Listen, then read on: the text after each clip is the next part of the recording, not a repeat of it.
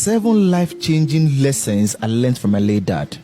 Number 1, the most critical decision you make in your life is the person you choose to marry. Because that will determine how ugly or beautiful your life will be in the next 50 years. See, you might think you are an easygoing person, you don't have problem. But if you marry a manipulative partner, you might become the terrible person or even the villain in the relationship. Because manipulative people are so bad that they will gaslight you in private and wait for your reaction in public. And they will not capitalize on your reaction. And I tell people, there is no black smoke without fire. Which means that if there is no action, there is no reaction. That's true. And see, the fact that there is no perfect person does not mean you should tolerate nonsense behavior. Because there are some character or bad traits you can never change in your partner. That's right. And some people make the mistake of thinking maybe they can change the partner after marriage. It's a lie. Because, see, wedding is just a ceremony. Yes. Commitment starts from dating. Number 2, never announce your blessings too soon. Because negative energy can easily destroy good things. And that is why you realize that whenever you share your next move with somebody, then your solid plan just begin to fail. And in fact, if you pay attention, you will realize that some of your friends will never recommend you for good opportunities because they are too scared and afraid of who you might become. In fact, some people will even go to the extent of hurting themselves just to make sure you don't succeed or surpass them. And that is why you have to be very careful, because the greatest forces are the ones you cannot see. See, whether you believe in spirituality or not, they exist. And in fact, they control the physical. So before you share your new big win or next move with someone, make sure such person is genuinely happy for you.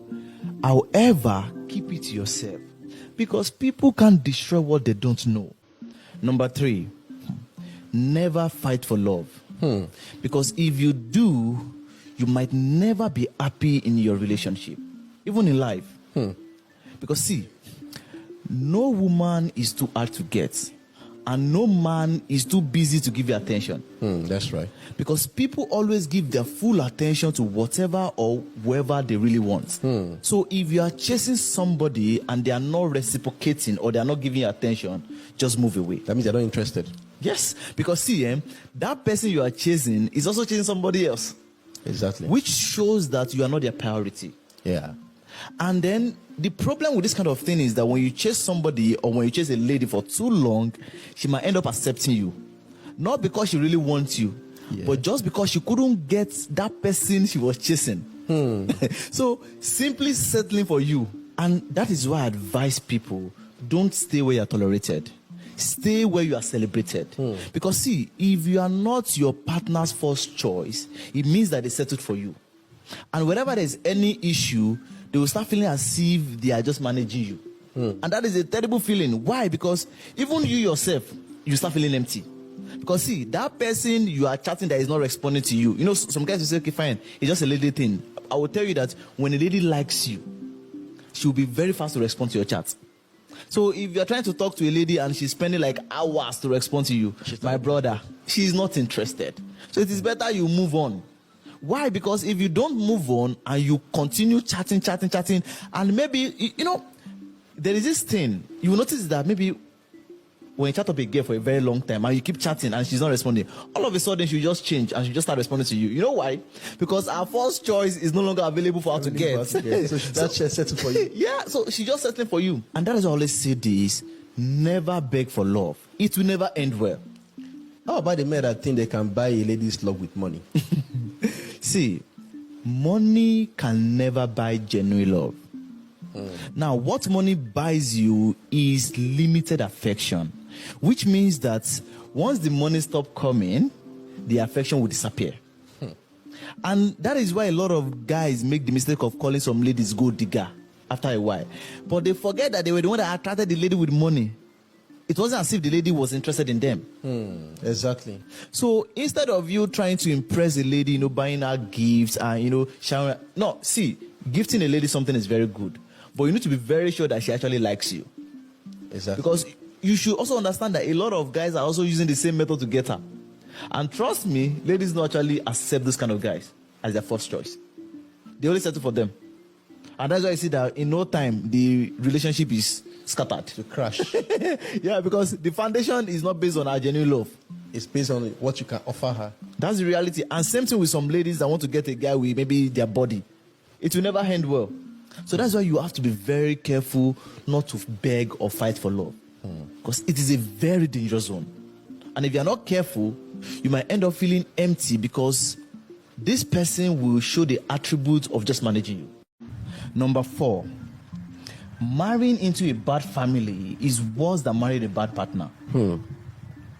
Because see, there are some families that are so bitter, religious, and tribalistic that no matter how good you are, no matter how sweet you are, you can never satisfy them. So far, you're not from their religion or from their tribe. That's true.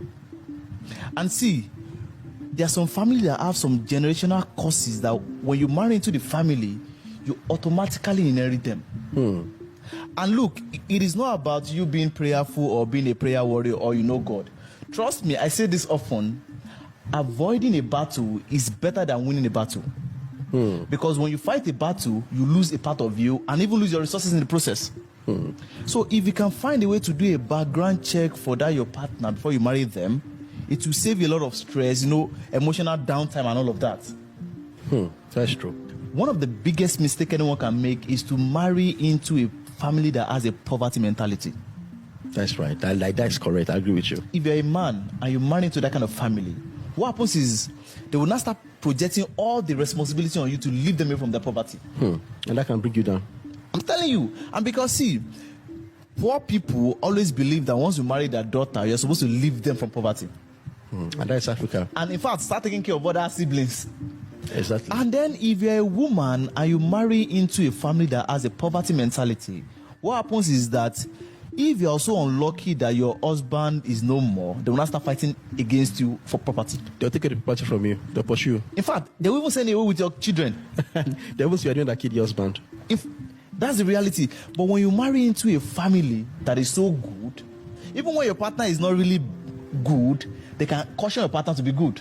Exactly. If you pay attention, you will see that a lot of people that stay in abusive relationship or that abuse their partner take after their parents.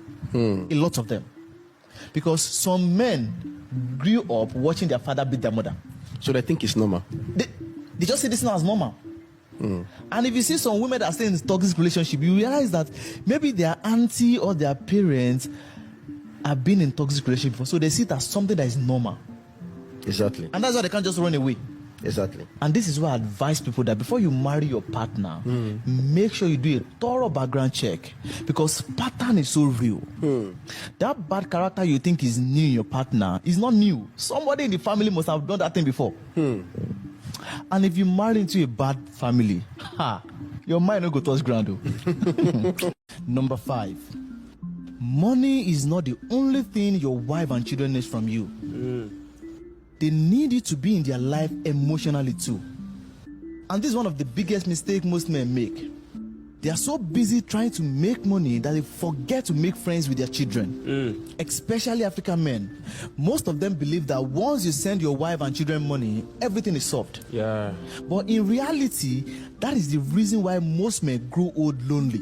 You are right. Because some men has not even taken their children out before. Some don't even spend time with them. True. Some don't even listen. And that is why there's so much gap between a lot of children and their father. Even people like us, we love our father so much, but there's just this gap that we can't just bridge. That's why we can't just sit down with them and talk. And that is what a lot of men need to work on. Because a lot of men do complain that at old age, children always move closer to their mother. Meanwhile, the mother has spent almost all her life nurturing them, listening to them, which the father was not doing. Do you understand? And children always remember how you make them feel. So at the end of the day, if you don't build that emotional connection with your children, you will end up lonely. Because they will tend to move closer to that person that has been building with them, building that companionship with them. So as a man, take your children out. Build that companionship with them. Make them your friend, because at the end of the day, that is the only thing that matters.